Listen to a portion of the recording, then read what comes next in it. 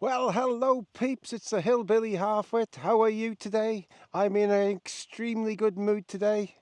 This is a mic, by the way. I just tried it on the peak of my cap to see if it'll pick up a bit better.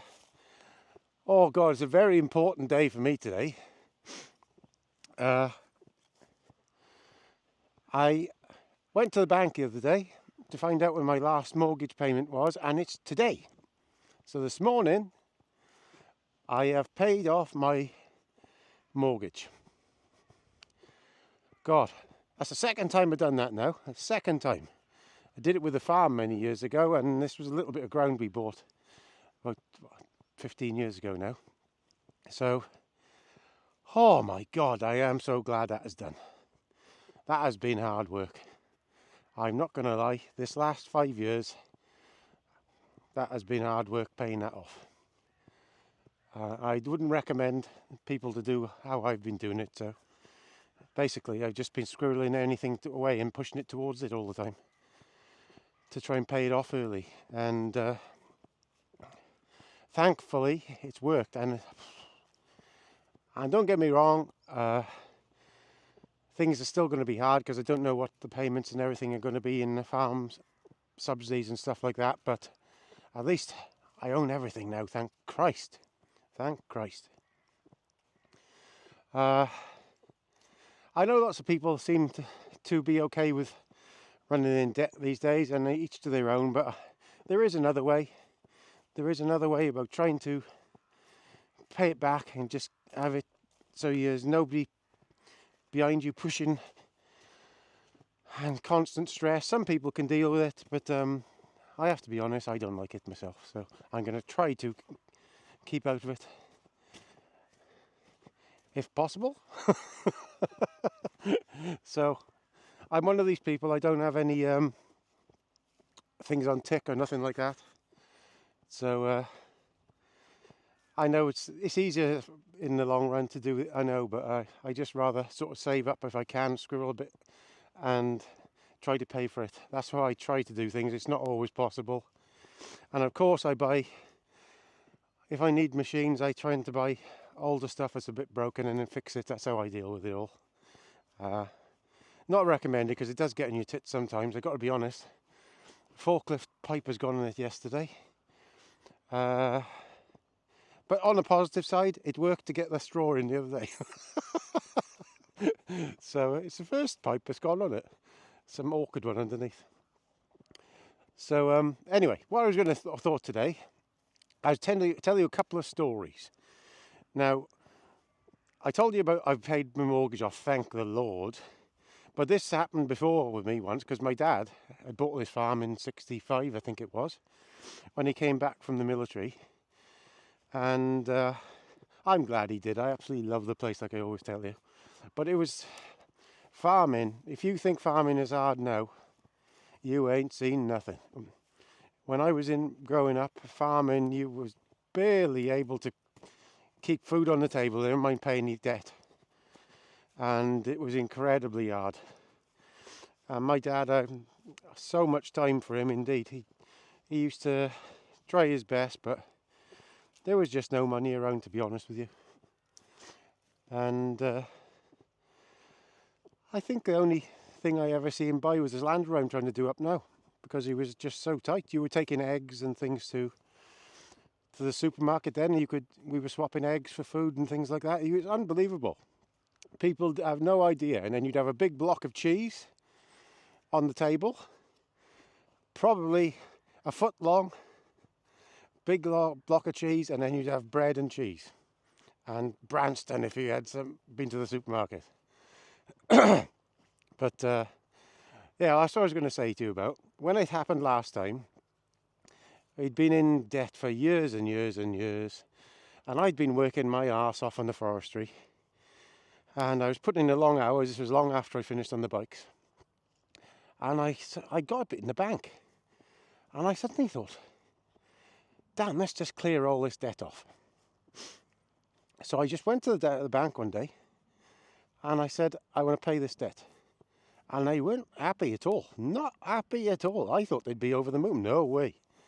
So I said, right, of course, I'm one of these people who won't take no for an answer there then.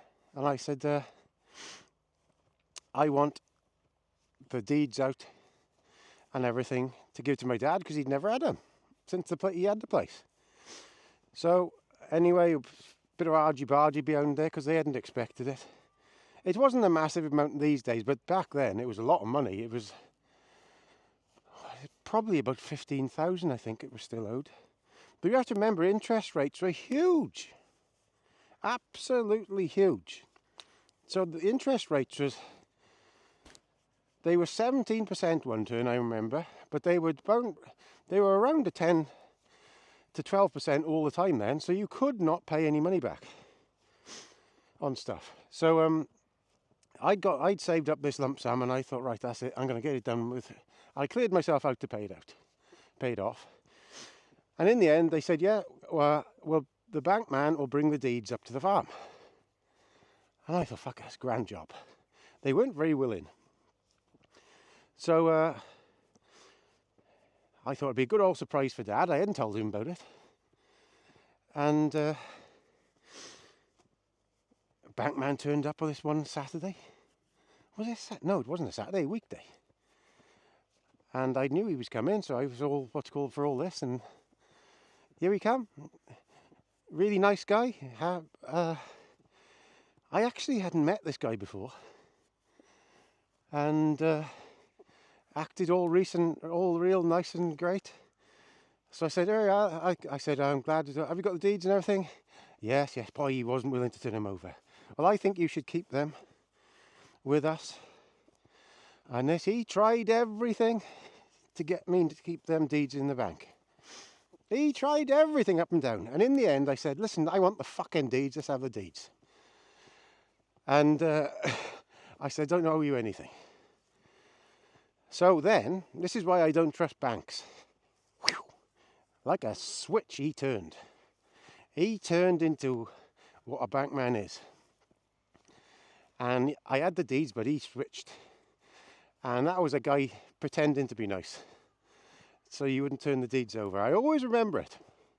I never trusted a bank man since that. And I nearly told him to fuck off the place. Because he turned from a nice guy into a horrible person within seconds. And you can tell with these people, they're only trying to keep a hold on you, and they don't like it when they haven't got a hold on you. So I remember to this day, after having that argy-bargy, going into the kitchen with Dad and slapping the deeds on the table, and I said, there you are. And he said, what's this? I said, that's the deed to the land of Athlone. And damn, he was almost in tears, fair play. It was one of them moments in my life I always remember.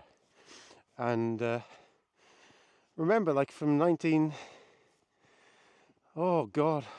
64, I think it was. He'd always been in debt and never been out of debt. And I don't particularly blame him, because everybody in the area around here was like that then, because there was no money. There was absolutely nothing in it. So that was the one time, and this is a time now where it's been totally different. And but I just want to say to people, be careful. The modern way of farming is that all people get taught is they push you to. You have youngish people thinking they know the lot, pushing you into buying new machinery, new this, new that, new ways of doing things, and it isn't necessarily the best way. Because I see a lot of things these days where they do low input farming, which it does work if you've got plenty of ground, but they don't count the cost of buying the ground in the first place, the mortgage, and they don't count the cost of reseeding the ground constantly and everything on it. Now here, I know I'm only a small farm, but I put everything into the cost, so I know everything down to the minute detail. So to me, if I can put a bag of fertiliser on a 4-acre field, which used to be roughly 200 quid, I can get a crop off that, and basically that will feed the stock for 8 months. So you can say to me that that's all wrong and everything, but that is the fact of the matter. 200 quid. And that'll get my harvest, that'll get the ground growing for 8 months of the year.